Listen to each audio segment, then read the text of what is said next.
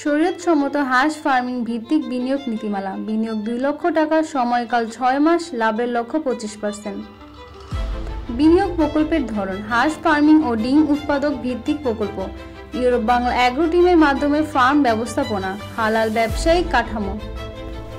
বিনিয়োগের পরিমাণ ও মেয়াদ: ন্যূনতম বিনিয়োগ 2 লক্ষ টাকা প্রতি ইউনিট, মেয়াদকাল 6 মাস। বিনিয়োগকারী চাইলে একাধিক ইউনিটে বিনিয়োগ করতে পারবেন।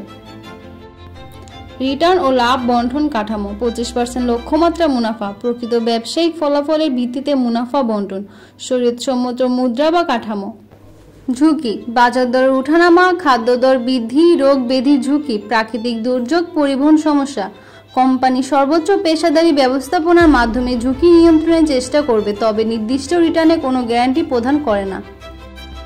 তহবিল ব্যবহারের নীতিমালা: হাঁস ক্রয় ও পরিবহন ব্যয়, খাদ্য সাপ্লিমেন্ট খরচ, টিকাদান ও স্বাস্থ্যসেবা ব্যয়, খামারের অবকাঠামো ও রক্ষণাবেক্ষণ, শ্রমিক ও ব্যবস্থাপনার ব্যয়, পরিবহন ও লজিস্টিক সহ ও বাজারজাতকরণ খরচ।